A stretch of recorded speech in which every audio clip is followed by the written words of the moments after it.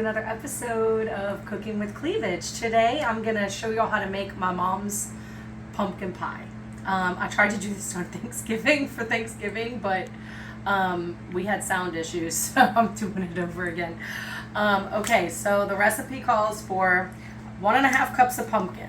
It's boiled soft enough so you can stick a fork in it so that you can scoop the pumpkin away from the skin, right? And then you measure 1.5 cups. And sometimes it takes a little extra draining because you boiled it. And some people like to bake their pumpkin instead of boiling it. You can bake it or roast it or whatever you want to do, as long as it's soft enough to work it away from the rind, right? So this is 1.5 cups. I actually measured it out and I froze it and then I defrosted it. So I have 2 eggs in the blender here, and I'm gonna add this 1.5 cups of pumpkin.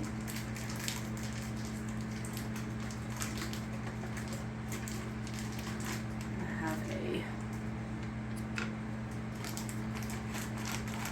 have a spatula here to try to get it all out. It's the only bad thing about not doing it fresh, because you know, I had it all measured out and I was ready to do it, and then I was like, well, if I'm not going to do it now, I really have to freeze the pumpkin because it doesn't last, you know? Just like any food, any cooked food doesn't really last. You have to freeze it if you want it to last. But if I got a small pumpkin this year, so I made 1 pumpkin pie for Thanksgiving, and this is pretty much the rest of the pumpkin I have.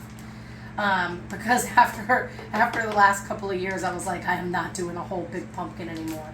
But the good thing about doing a big pumpkin is that you have it to like cook pumpkin pie for Christmas, pumpkin pie for Thanksgiving, pumpkin pie for Easter even, you know, if you wanted to have an Easter. In my family growing up, my mom was the oldest of 7. So we had a big family for the holidays. We had at least 20 people at holidays at all times. So because of that, we had like 7 different desserts, you know? And so pumpkin was always welcome, no matter what holiday, no matter what time of year it was. If you had pumpkin in your freezer, then go ahead and make it.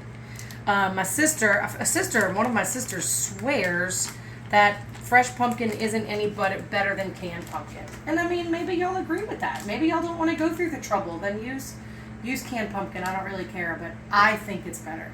Personally, I won't use canned pumpkin. I might for Christmas if I need to make a pumpkin pie, but hopefully we won't have a traditional Christmas this year. Let's see. So it's 1 cup of sugar. It's 1.5 cups of milk. It's the same amount of milk as the pumpkin. And if you don't have regular milk, you can use a 12-ounce can of evaporated milk. I've done that before. You know, because a lot of times you buy milk and the only thing you're going to use it for, I don't drink milk, so the only thing I really use it for is recipes. And then I wound up having a little bit of milk left over, and I'm like, ooh, what am I going to do with this milk? And then this is pumpkin pie spice. So this is the pumpkin pie spice. I used 2.25 teaspoons of pumpkin pie spice and about 1 teaspoon of salt. I'm going to add that. And then you just blend it. So I'm going to take this out.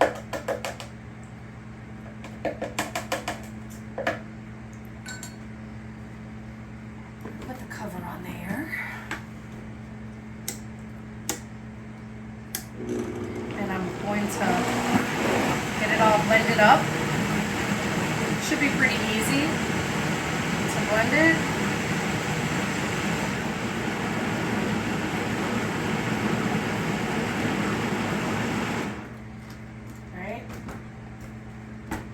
I did set my oven to 425 because all these flavors. This Vitamix really helps the flavors penetrate nicely together. Yeah.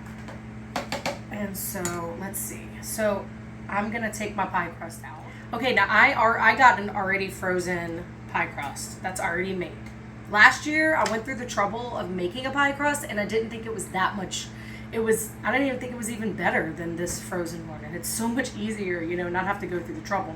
But this is the secret, because this is so liquidy, you don't want to fill it all the way up to the top. I have a deep dish one right here.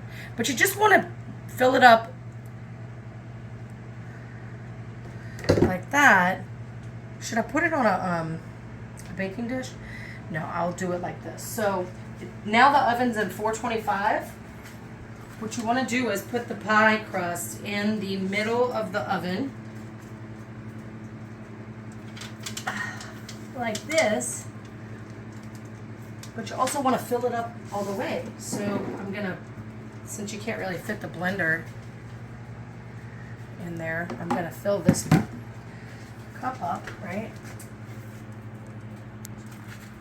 And then you see how you just fill it up while it's standing still, because if you try to fill, and be careful, don't have anything on the top of this. I took my other shelf out so that I wouldn't be touching this.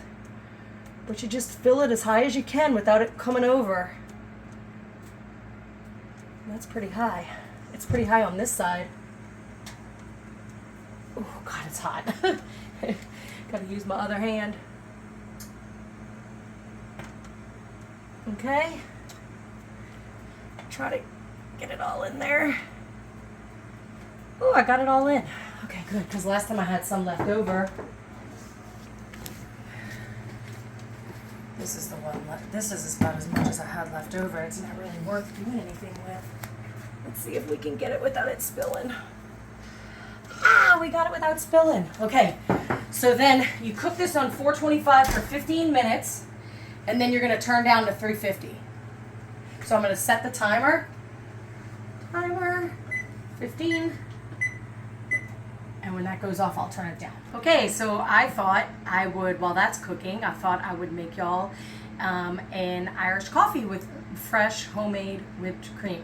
So this is how you make whipped cream. I have a Cuisinart right here that my mom gave me. I know it's not spectacular, but it's easier to take out than my big mixer. My big mixer wouldn't even touch this. So I'm using a handheld because it's easier to store, right? So I'm going to put a little bit, I don't think we need that much, really. It just might be for a couple of, and I'm going to add a little of this confectioner's sugar just to give it some sweetness, right? I think maybe that's enough, huh? Okay. And then I'm going to put this in here. I hope that confectioner's sugar doesn't fly all over the place. Here, let me mix it up a little bit. Okay, and then I'm going to turn it on.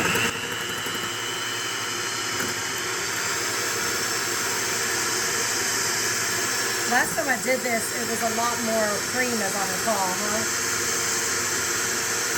But you just have to beat it. You just want to beat it enough to get it, you know, to rise. That's all.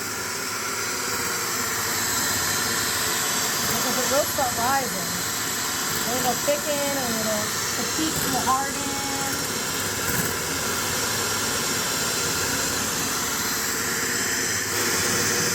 Starting to harden. I think if it was a little bit more cream, it would go faster. But you see how it's starting to whip? Look, you see how there's like, you can see the hardness. Like that. Ooh, yeah. But you don't want to beat it too much. So I'm going to turn it off.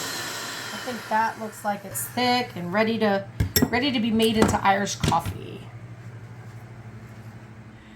Okay, so the traditional is Jameson to make this, so that's what I'm going to use. But I also found this unique.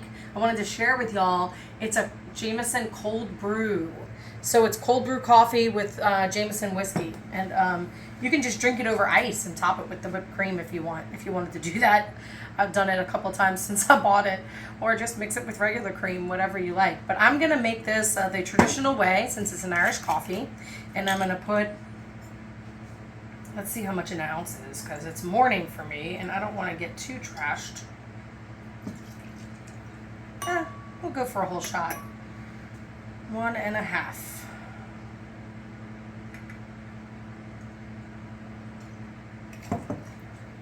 And then I like to make my coffee strong, as you can tell.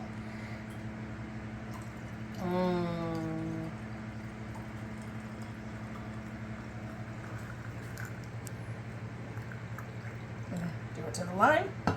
This isn't traditionally a coffee cup, but I just didn't have a clear cup so y'all could see the spectacularness. Isn't that beautiful? And it's homemade. It's not, oops, Somebody got a drizzle. That cup got a drizzle. Look how beautiful that is. And that's homemade, y'all. Okay, so that's the 15 minutes. Woo! Same time, right? So we have to turn it down. Timer off. I'm going to turn it bake.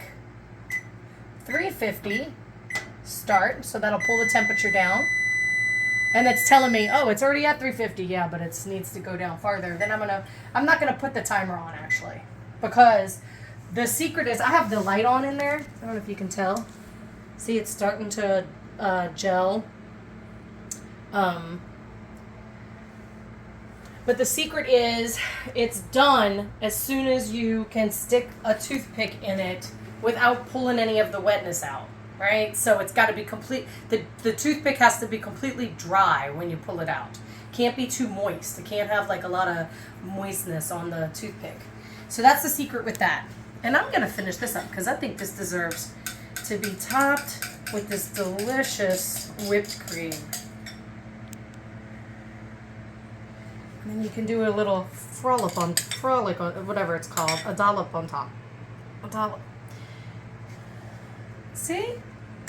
How beautiful? Some people put stuff on top like peppermint or whatever. No thank you.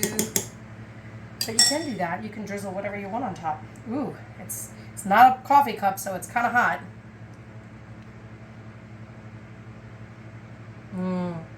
That's so delicious. Yum. I'm going to enjoy that.